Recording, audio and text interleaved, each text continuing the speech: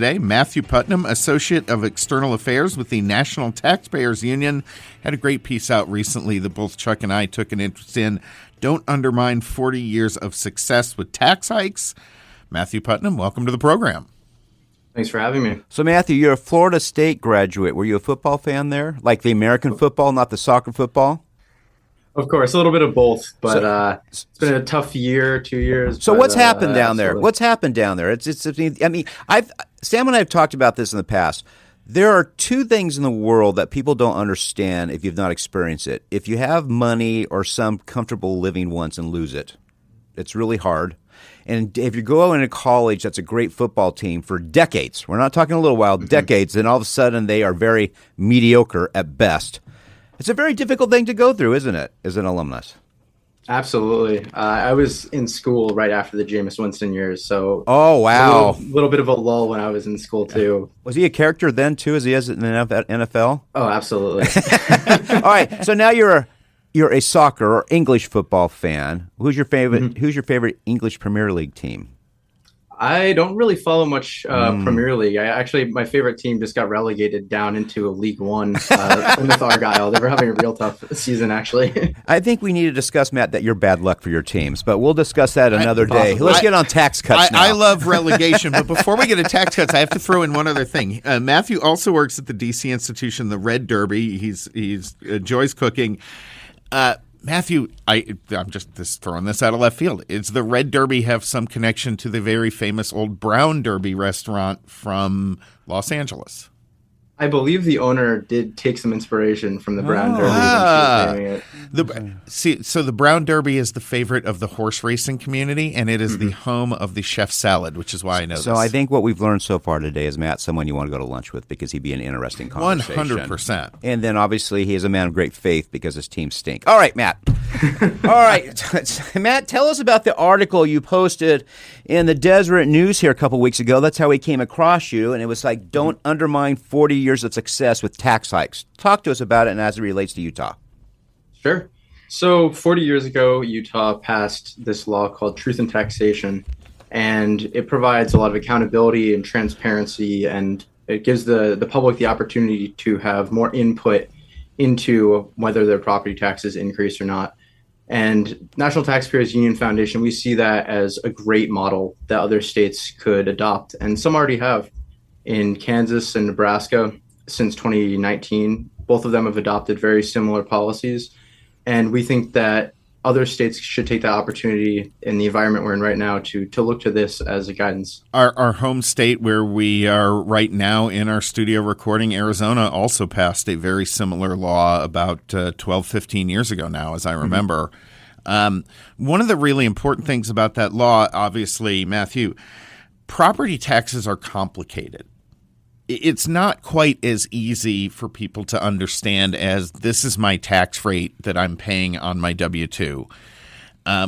Property tax, your costs can go up while the tax rate goes down. I think one of the great values of the Truth in Taxation Notice is that governments will often try to frame that as a tax cut. But at least here in Arizona, when that happens, if the people are going to be paying more, they get a notice in the mail that says Truth in Taxation, you're going to pay more. Is that what Utah and other states are doing also?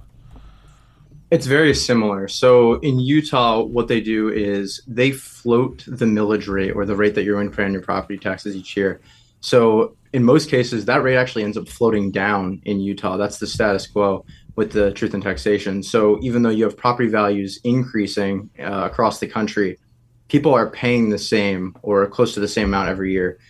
The revenues in the county or whatever taxing district will stay the same from one year to the next unless the taxing officials vote, and they have to have this public input before they're allowed to do those votes. As a person who has a home in Utah, the public input's interesting because they send you a postcard. Right. And I think something the National Taxpayers should really focus on is when they notify taxpayers of a tax hearing, it needs to be more than a postcard. It needs to be an oversized postcard, not the size of a postcard I get in the airport. It needs to have a phone call follow-up or a text or something, because people just don't realize it's there because they're plain, they're vanilla, and that's done for purpose. No one's creating these things to stand out. So when they say they give the public an opportunity to do this, it's a lie. Phoenix literally uses, standard printer copy paper, and it's a quarter page that they cut up. I think that would be a great project for you guys, because they're really, to have a real true hearing, people have to know about it, Sure. and you just don't get with what they send. Yes, they will follow the law, they mail it, but it does not stand out whatsoever. And if you're, most people now only check their mail probably once or twice a week, unless you're over the age of 60, 75, right? Right. So they need to do more to make sure people know this is coming. Maybe at least just add a text. You could do a text for 2 cents and say, by the way, there's a hearing on your property tax increases at X school next week or something. Sure, that's a great idea. They've already had to move up with the times in the past. Originally, it was just newspapers in addition to the mail. Now they have to put it online that they're having these hearings as well. So there's definitely an opportunity for these governments to get a little bit more modern. Matthew, I'm going to throw kind of a two-part question at you. Tax hikes have been in the news across the country. Red states are looking at cutting them or eliminating property taxes. Blue states want to raise them up and sort of tax the rich more. It seems to me, as a guy with a background in local government, that both sides are kind of missing the boat on this one. And I thought your article laid this out very well, that frankly, property taxes do have a role. And they are one of the more intelligently structured taxes in many states, in many cases. But you also have to be very careful, because they're a mechanism that can absolutely hamper growth if you go too far the other direction. Certainly. And that's what we've been seeing with the inflation that the country has witnessed in the last 2-3 years. And then, as I said, the property values are skyrocketing. Most of these states, they only have rate limits or assessment limits in place, and that's not enough in a lot of cases, which is why so many people are feeling the strains of property taxes. But on the other hand, you can't just go the way Florida, my home state, is looking to, with the governor saying we just need to eliminate property taxes. Without a real plan, that's not realistic.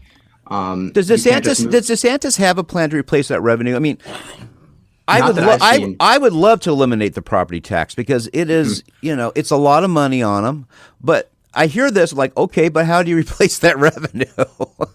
And you don't have income tax down there. So what do you do? There hasn't been a clear plan that I've seen. I know in this past session that the state legislator put forward an idea for some minor homestead exemption increases, but the likely move would be for them to increase sales taxes substantially. And Florida is already, I believe, 17th in the nation in terms of sales taxes, and they're only 1% away from the number 2 spot with 7% sales tax. And even a really well-run government like Florida, and with DeSantis in charge, it is a really well-run state government, but you still need revenue to do certain things. You can't just pretend that you can't not collect taxes at all. Absolutely. It goes beyond what people even realize. Sometimes people are saying, oh, I don't have kids in school, I don't need to be paying into the education for the system. But there's sewage, there's water, there's police services, fire services. All those government functions that make us different than a third world country. Absolutely.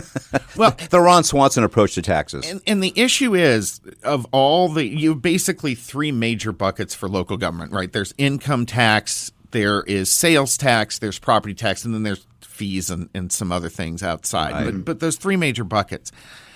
Of those, sales tax is kind of the toughest on your population, because it impacts the lowest income bracket much more than it impacts higher income brackets. And it's hard to really do anything about that. So in that sense, if you're trying to create a really fair system, relying entirely on sales taxes is very, very difficult. A lot of the time, sales taxes as a consumption tax are one of the better taxes, but property tax is up there as well. They're not as economically harmful as some other property taxes in terms of movable properties or transferable property. And it's pretty transparent with how we do it in most states. How your property is assessed often by an elected official. Yes. And it's based completely on that assessment with the rates, which are public. In our closing moments here with you, and we're with Matthew Putnam. He is the Associate of External Affairs at the National Taxpayer Union. What are a couple policy ideas that the National Taxpayer Union is working on right now? Sure. So Truth in Taxation is just one part of a bigger project that I'm working on. We're bringing budgeting and revenue ideas that have worked in states, such as the one in Utah, to new states. We're also looking at how Arkansas does their budget prioritization. And then aside from what I'm working on, we're also doing some payroll tax reforms across the states, as well as looking at some of the interstate commerce issues that have arisen in the wake of the Wayfair decision a few years ago. I have one question for you. So I was talking to a friend who's late 70s. He was on the Board of Regents for years. He was a lobbyist. He was a chief of staff for a governor. And I said, he's right of center. I would consider him a Bush-Reagan Republican. Mm-hmm. And I said, how much do you think government on the local, state level could cut and you would not miss anything on services? He said, he did not bat an eye. He said 20%. Do you think that's a fair assessment? Absolutely. And when we're talking about all these tax reforms, cutting spending is another thing that people could do to approach this issue. Look, having worked at the city of Phoenix, I think when you talk about these big cities, he's underestimating that one. 30% would be no problem. 40%, nobody would know the difference as long as you got rid of the right people. If you got rid of 20%, would you have a Democrat Party anymore? Nope. Okay. Well, anyway, Matthew, thank you. We are wishing you the best for the college football season. And we hope you'll join us again soon. We love the stash. Next time, let's get a goatee. Let's change things up for next time. Got it? On it. All right. Matthew Putnam, thanks a million for the National Taxpayer Union. Have a great day, buddy. Thank you. This is Breaking Battlegrounds. We'll be right back.